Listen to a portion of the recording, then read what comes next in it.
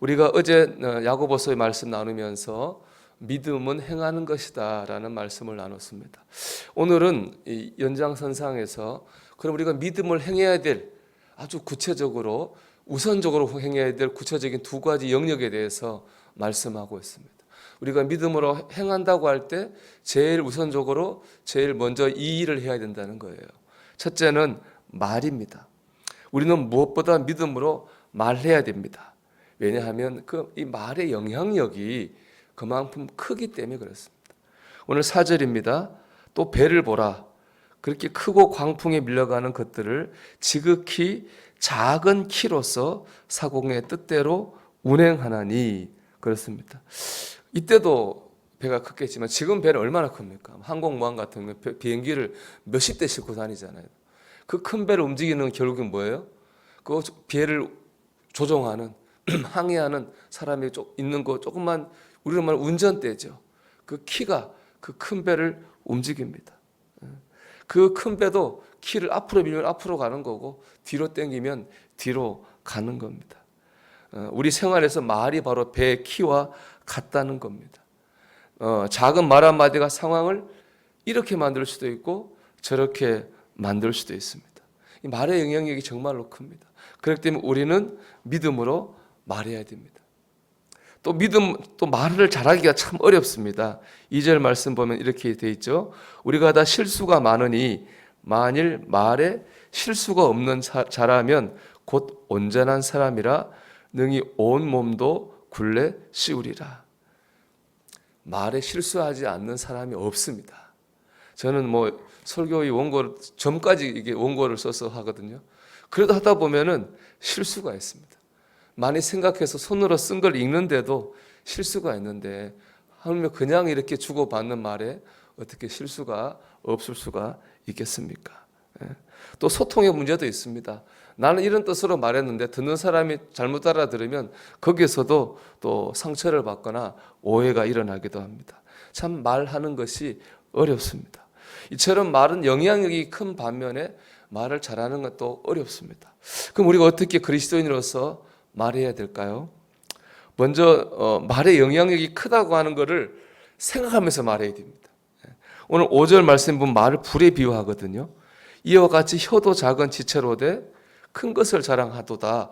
보라, 얼마나 작은 불이 얼마나 많은 나무를 태우는가.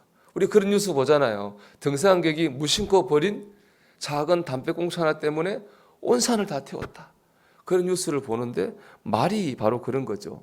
우리가 무심코 던진 이 작은 말 한마디가요, 불씨가 돼가지고 가정을 불사르고 교회를 불사르고 다른 사람의 영혼을 불태울 수 있습니다.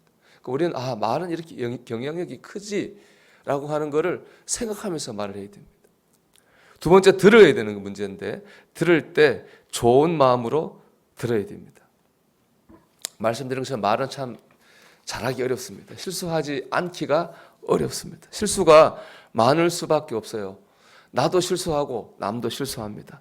그렇기 때문에 이거는 왜 실수하냐 이런 것보다는 내가 다른 사람 말을 들을 때 좋은 마음으로 들어야 됩니다. 세상에 그런 말 있죠. 개떡같이 말해도 찰떡같이 알아들으면 되는 거 아니에요. 여러분, 찰떡같이 알아들으려면 어떻게 될까요? 내 마음이 찰떡 같아야 되는 거예요. 내 마음이 찰떡처럼 좋으면 찰떡처럼 알아들을 수 있는 겁니다. 그런데 그렇지 않고 말에 흠을 잡고 예민하게 반응하면은 끝이 없습니다. 늘 기분 나쁘고 상처받게 되는 거예요. 입장을 바꿔 생각해 보세요. 나는 흠이 없고 완전한 말만 하나요? 그렇지 않잖아요. 그렇지 않습니다. 우리가 그렇기 때문에 가능하면 좋은 마음으로 좋게 들으려고 해야 됩니다. 그럴 때 시험에 당하지 않고 은혜를 받게 됩니다. 여러분, 말하고 말 듣는 일에 믿음으로 행하시기를 주의 이름으로 축복합니다. 다음으로 실천해야 될 부분은 인간관계에 있어서 화평입니다. 13절 말씀입니다. 너희 중에 지혜와 총명이 있는 자가 누구냐? 그는 선행으로 말미암아 지혜의 온유함으로 그 행함을 보일지니라 그랬습니다. 여기서 말하는 지혜는 하나님이 주시는 지혜, 하늘 지혜입니다. 하나님이 주시는 지혜로 사는 사람은 어떻다 그랬습니까? 온유함으로 행합니다. 그렇기 때문에 그가 가는 곳마다 화평하지는 역사가 나타납니다. 이에 비해 14절 15절은 하나님이 주시는 지혜가 아니라 땅에서 오는 인간적인 지혜로 사는 사람의 모습에 대해 말하고 있습니다. 그러나 너희 마음속에 독한 시기와 다툼이 있으면 자랑하지 말라. 진리를 거슬러 거짓말하지 말라. 이러한 지혜는 위로부터 내려온 것이 아니요 땅 위의 것이요 정욕의 것이요 귀신의 것이니 그랬습니다. 인간적인 지혜로 사는 사람은 가는 곳마다 시기와 다툼을 만들어냅니다. 제가 얼마 전에 김동호 목사님 걸 소개한 적이 있었죠. 옳은 말을 하는데 왜 분쟁이 일어날까라는 주제의 말이에요. 틀린 말이 아니에요. 하는 말이 다 옳은 말이에요. 그 사람이 지적하고 제기하고 훈계하는 말이 틀린 말이 없어요.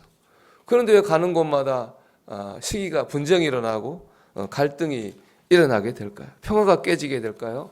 그것은 바로 그가 말하는 것이 세상 지혜이기 때문에 그렇습니다. 세상 지혜로 살기 때문에 그래요. 스스로는 많이 알고 똑똑하다고 생각할지 모르지만은 믿음의 눈으로 보면은 헛똑똑입니다. 왜 그럴까요? 18절 한번 같이 읽어볼까요? 화평하게 하는 자들은 화평으로 심어 의의 열매를 거두느니라. 화평을 심으면 의의 열매가 납니다. 뭐가 의예요? 화평이 의인 거예요. 가장 의로운 것은 내가 생각하는 옳은 말, 바른 말, 맞는 말이 아니라 화평하게 하는 게 화평이 가장 좋은 의라는 겁니다. 가정이든 교회 생활이든 여러분 화평을 제1의 가치로 삼아야 됩니다. 화평을 위해서 할 말이 있어도 참고 양보하고 배려해야 됩니다. 그 사람이 믿음으로 사는 사람이고 하나님이 주시는 하늘 지혜로 사는 사람입니다. 화평이 최고입니다. 오죽하면 잠언에 그렇게 말하겠어요. 고기 먹으면서 싸우는 것보다 채소를 먹으면서 화평한 것이 나으니라. 그렇게 말하지 않았습니까? 올 한 해 우리 교회도 우리 성도들의 가정도 무엇보다 화평의 복이 임하기를 축복합니다. 우리가 화평을 심고 화평을 만드는 사람이 되기를 축복합니다. 말하고 듣는 것, 화평을 만드는 것, 우리가 오늘 믿음을 행하며 살아야 될 구체적인 영역입니다. 우리가 이 일을 이루어가는 믿음으로 행하는 저와 여러분 되기를 주의 이름으로 축원합니다.